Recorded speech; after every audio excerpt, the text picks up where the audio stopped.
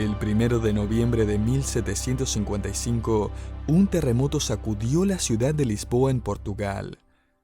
Se considera que este ha sido el desastre natural de más amplio alcance en la historia moderna.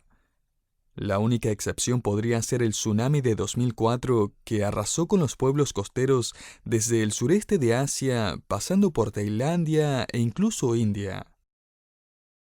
Ahora, otros desastres naturales pueden haber sido peores que el de Lisboa, pero ninguno de ellos fue tan comentado ni tuvo tantas ramificaciones profundas como este. Irónicamente, el terremoto ocurrió en el feriado del Día de Todos los Santos, cuando todas las iglesias estaban colmadas de feligreses. Podríamos pensar que aquellos que estaban en las iglesias se salvaron por el mero hecho de estar allí. De hecho, cuando la gente sintió las primeras sacudidas, muchos corrieron a refugiarse en las grandes catedrales, uniéndose a miles de otros que estaban participando en la misa. Testigos oculares dijeron que las multitudes tenían el terror de la muerte en sus ojos. Cuando la segunda serie de sismos empezó, tanto los sacerdotes como los feligreses empezaron a gritar, rogando a Dios por misericordia. Cuando todo terminó, casi cada una de las iglesias en Lisboa había sido reducida a escombros y las personas que estaban dentro de ellas habían muerto aplastadas. Se provocaron incendios inmediatamente en distintos puntos de la ciudad. Al pánico de todo lo sucedido lo acompañó un tsunami que destruyó una enorme cantidad de embarcaciones y ahogó a cientos de personas. Miles de personas murieron aquel día, y aparentemente no hubo distinción entre el religioso y el rebelde, el culto y el analfabeto, el rico y el pobre. Cuando todo hubo terminado, el 75% de la ciudad había sido reducida a escombros. A través de Europa, distintas opiniones aparecieron tratando de explicar el hecho. Algunos creían que el terremoto era un juicio de parte de Dios, parecido a la opinión del alcalde de Nueva Orleans, que llegó a los titulares de los diarios en 2006 cuando dijo que el huracán Katrina era una señal de que Dios estaba enojado con Estados Unidos. Otros decían que el terremoto era una señal de la misericordia de Dios, ya que Lisboa merecía algo mucho peor. Muchos creían que Dios estaba tratando de alguna forma de comunicar que hay un mundo más allá del que vivimos. Un mundo que podría darle significado a esta vida impredecible y caótica en la Tierra. A partir de ese día se predicaron innumerables sermones acerca del terremoto. En nuestro próximo estudio me gustaría responder preguntas como ¿qué rol cumple Dios en los desastres naturales como los terremotos, inundaciones y huracanes? ¿Los permite Dios o los produce? ¿Está tratando Él de decirnos algo o no? Hoy, sin embargo, quiero enfocarme en la vida de Job mientras él experimenta un terremoto de sufrimiento inesperado, una tormenta de dolor inexplicado y olas de calamidades imprevistas. Estas son las pruebas de fe más difíciles que un creyente puede encontrar, y en ningún otro lugar esta realidad es tan clara como en el recuento del sufrimiento de Job. En nuestro estudio de este libro ya hemos encontrado un par de verdades un tanto perturbadoras, como que la fe de Job no lo separa del sufrimiento, sino que su fe inició el sufrimiento, y que la fe de Job no lo va a aliviar de su agonía. Es más, su fe la ha causado. No es de sorprenderse entonces que aquellos que predican el Evangelio de la prosperidad ignoran las implicaciones del libro de Job. Ellos le prometen que si usted se comporta correctamente, si se preocupa por las cosas espirituales, si le da a Dios todo lo que puede y confía que Él se encargará del resto, Dios va a colocar un gran cartel de no molestar en la puerta que rodea su vida. Y usted puede esperar un caminar hacia el cielo en su mayoría tranquilo y sin problemas. Sin embargo, la conversación entre Dios y Satanás que escuchamos más temprano en Job empezó con Dios diciendo: ¿Has considerado a mi siervo Job? Él es justo y recto. Él me es reverente y se abstiene del pecado. Satanás respondió básicamente acusando a Dios de sobornar a Job. Él dijo en efecto, tú lo tienes a sueldo. Él se comporta y tú lo bendices. Job es justo porque es rico. Toma toda su riqueza y simplemente mira lo que pasa con su fe. Esa es la cuestión más inquietante de este libro. Permítame ponerlo de esta forma. La vida piadosa de Job no lo va a proteger del dolor. Su fe lo colocó en esa situación. A esto, el cristiano más optimista diría, sí, pero solo espera. Esta es una enorme nube de sufrimiento, lo sé, pero esta historia tiene un enorme lado positivo. Ya leí el último capítulo y no es tan malo. Esto me recuerda a Bill Walton, el comentarista deportivo y antigua estrella de la NBA, que una vez dijo, aprendí mucho tiempo atrás que una cirugía pequeña es cuando operan a otra persona. Querido oyente, quiero animarle a no apresurarse al final del libro. De hecho, aunque usted sabe que los hijos de Job van a morir y que él va a tener más hijos después, solo recuerde que él nunca va a tener a sus hijos de regreso. Job va a experimentar este sufrimiento sin esperanza a la vista.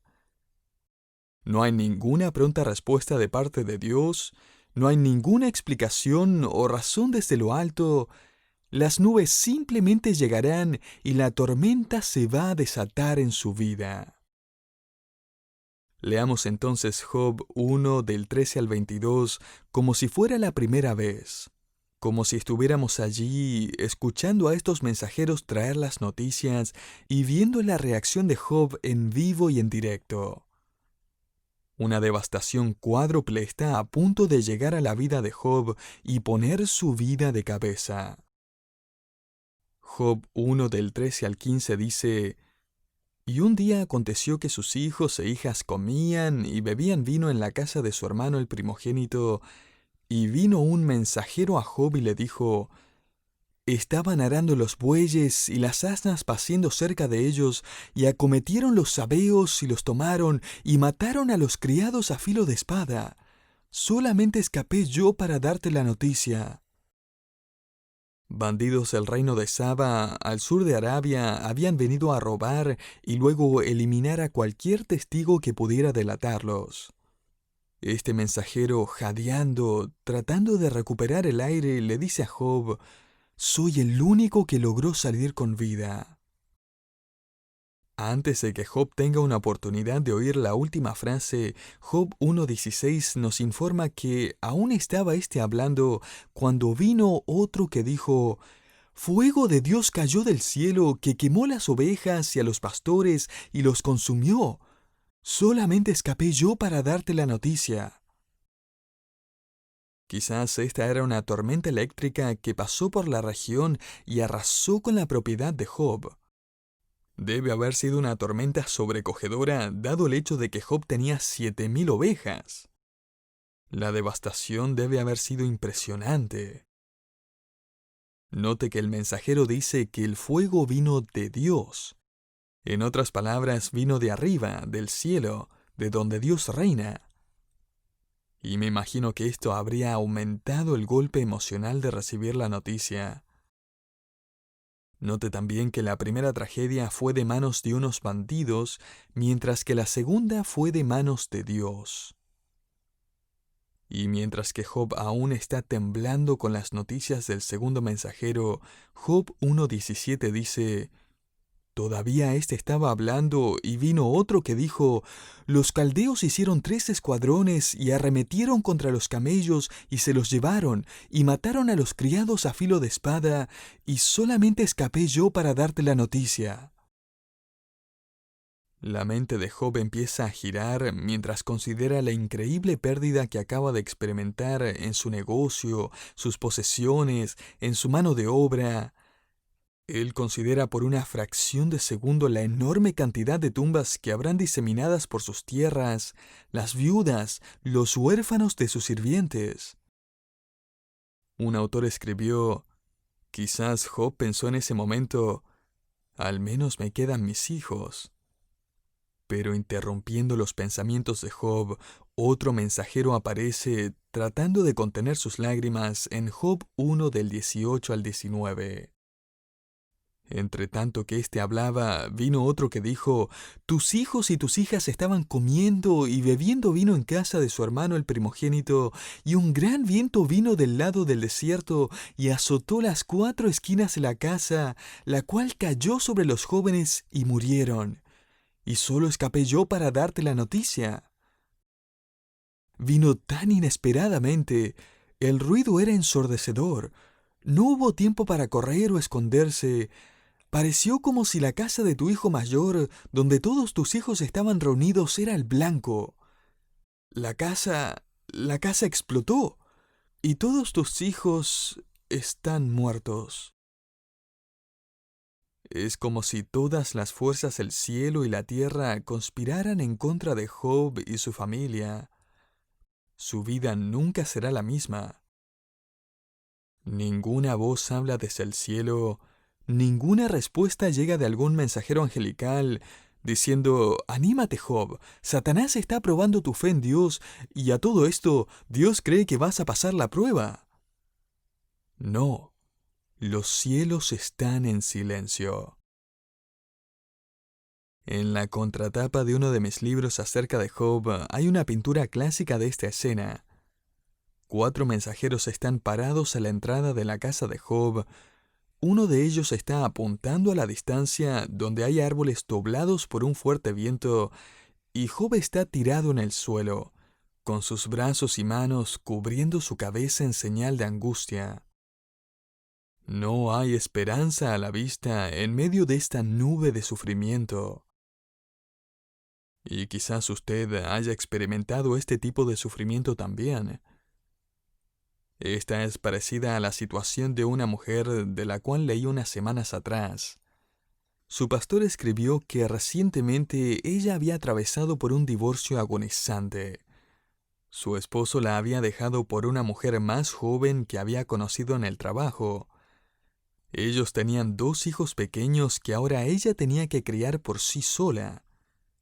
Para cuando la corte anunció que la pensión alimenticia que iba a recibir era realmente pequeña, le diagnosticaron cáncer de mamas. Ella ahora estaba mudándose a la casa de sus ancianos padres, a su pequeña casa de 2 habitaciones, con un sueldo muy limitado y mala salud. Esta mujer era una mujer fiel. Ella amaba a Dios y tenía un buen caminar con Él.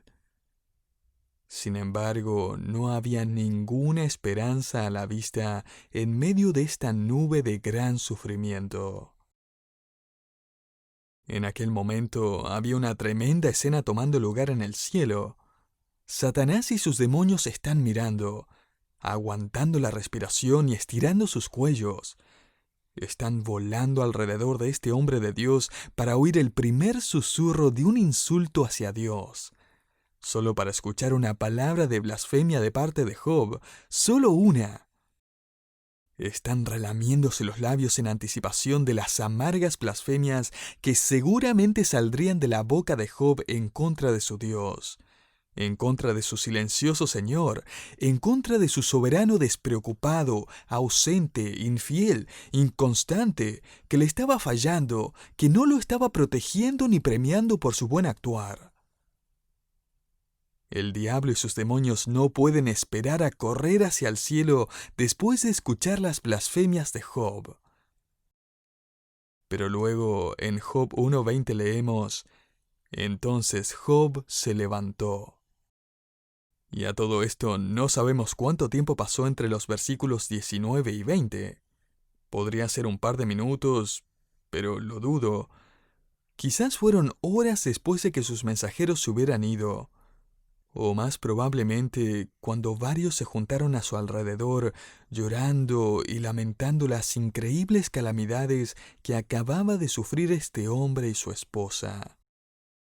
5 verbos aparecen sucesivamente en el próximo versículo para indicar que las únicas blasfemias en este momento saldrían de la boca de Lucifer y sus demonios. Ellos habían fallado en su misión. El texto dice en Job 1:20, entonces Job se levantó. En otras palabras, Job finalmente logró levantarse del suelo, y seguimos leyendo que rasgó su manto. La palabra para manto indica que esta era una prenda de vestir externa, la cual Job rasgó parcialmente desde el cuello. Esta acción era común cuando alguien estaba de duelo. El manto rasgado buscaba ilustrar su corazón quebrantado. Se nos dice luego que él también rasuró su cabeza. Esta también era una forma común de expresar que alguien había perdido su dignidad y su gloria. Expresaba que él estaba totalmente humillado por las circunstancias, el duelo y el dolor que lo abrumaba. Ahora es el tiempo de alzar tu puño hacia el cielo y profanar el nombre de Dios. Es lo que Satanás habría pensado. ¿Y cómo debe haber instado Satanás a Job a hacerlo? ¿Cómo deben haber ansiado los demonios escuchar el nombre de Dios ultrajado, el carácter de Dios cuestionado? Quizás dijeron, no hay esperanza a la vista, Job, maldícelo ahora, ahora. Pero al final del versículo leemos, y se postró en tierra y adoró. Job se inclinó sobre el suelo, rostro a tierra, como lo indica la palabra hebrea, y empezó a adorar a Dios. Esto es lo maravillosamente sorprendente acerca de esta escena. No es tanto lo que sufrió Job, como que Job no hizo nada para merecerlo. Y aún más, Satanás está detrás de todo esto y Dios lo está permitiendo sin darle una explicación a Job. Hay algo en nosotros que provoca que nos aferremos a los dolores y sufrimientos que llegan injustamente. No era justo, no era razonable. Queremos una explicación. Tenemos derechos y merecemos una respuesta. Bueno, Job no recibió ninguna. La reacción de Job revela profundas lecciones acerca de lo que nosotros deberíamos hacer cuando sufrimos injusticias, pérdidas inesperadas y experiencias desgarradoras. En Job 1:21 se nos dan varias lecciones de este adorador sufriente. Primero, las pérdidas inesperadas reenfocan nuestra atención en las cosas que realmente importan. Note la primera frase en Job 1:21. Y dijo, desnudo salí del vientre de mi madre, y desnudo volveré allá. No podría ser más claro y gráfico que esto. Nacemos sin nada en nuestros pequeños puños apretados, y cuando morimos nuestras manos tampoco podrán aferrarse a nada que hayamos conseguido. Las tragedias en la vida logran que separemos lo insignificante de lo importante en la vida, cosas que tendemos a revertir en orden de importancia cuando todo está yendo bien. Después de lo que sucedió con el huracán Katrina, el escritor Max Lucado dijo con un pequeño tono de sarcasmo, ninguno lamentó perder su televisión o su camioneta. Nadie salió corriendo por las calles gritando, ¡no puedo encontrar mi taladro eléctrico! Si alguien se lamentó por algo, fue por la pérdida de vidas. Si alguien se regocijaba, era por haber encontrado personas con vida. Los huracanes logran quitar de nuestras manos lo que realmente no importa. Si eso no fue lo suficientemente convincente, escuche el artículo que encontré hace un tiempo atrás. Según la Asociación de Almacenaje Personal, un grupo comercial encargado de monitorear ese tipo de cosas, el país ahora posee 176 millones de metros cuadrados de bodegas y almacenamiento personal. Todo este espacio está contenido en aproximadamente 40.000 instalaciones que son operadas por más de 2.000 empresarios. Según una encuesta reciente, los dueños de una de cada 11 casas también paga por espacio en alguna bodega de almacenamiento. Esto representa un aumento del 75% desde 1995. La mayoría de los operadores de estas bodegas de almacenamiento reportan tener un 90% de su espacio ocupado. Y sin embargo, increíblemente, mientras la cantidad de espacio requerido en bodegas aumenta, el tamaño promedio de las casas también. De hecho, la Asociación Nacional de Constructoras de Viviendas reporta que el tamaño promedio de las casas en Estados Unidos creció de 148 metros cuadrados en 1973 a 222 metros cuadrados en 2004. Y el número sigue creciendo. Así que analicemos lo que pasó. Las casas crecieron, la cantidad de personas por familia se redujo, y aún así necesitamos 176 millones de metros cuadrados más para guardar cosas. Querido oyente, cuando las catástrofes golpean nuestra vida, recordamos que quizás estamos gastando nuestras vidas acumulando cosas que no podemos llevar con nosotros. Desnudos llegamos a este mundo y desnudos nos iremos también. La segunda lección que aprendemos de este adorador sufriente es similar a la primera. En segundo lugar, los sufrimientos que no anticipamos nos recuerdan que todo lo que tenemos en esta vida es prestado. En Job 1:21, Job dijo, Jehová dio y Jehová quitó. Con profunda fe en el carácter de Dios, Job reconoció el derecho que Dios tiene sobre todas las cosas. Sus posesiones, su salud, sus hijos, su negocio, sus empleados, su futuro. Job dice, mientras se encuentra tirado en el suelo, el Señor me dio todo lo que tenía y el Señor me lo ha quitado ahora.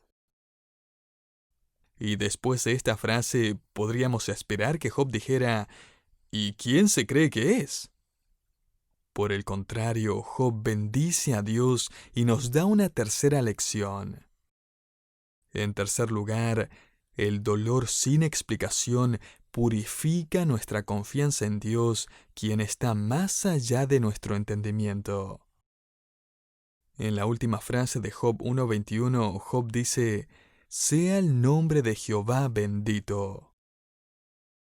Es interesante que 3 veces en este discurso Job usa el nombre Jehová, el nombre personal de Dios. Lo que más le importaba a Job en su momento de mayor tristeza era su relación personal con Dios. Dios no tenía ninguna obligación de contarle a Job lo que él tenía en mente. El barro no tiene derecho de juzgar al alfarero. Pablo escribió en Romanos 9:21. Y la lección que aprendemos al observar a Job postrado sobre su rostro es que no es necesario que sepamos los propósitos de Dios antes de inclinarnos ante su autoridad. No es necesario que sepamos los planes de Dios antes de inclinarnos ante su presencia.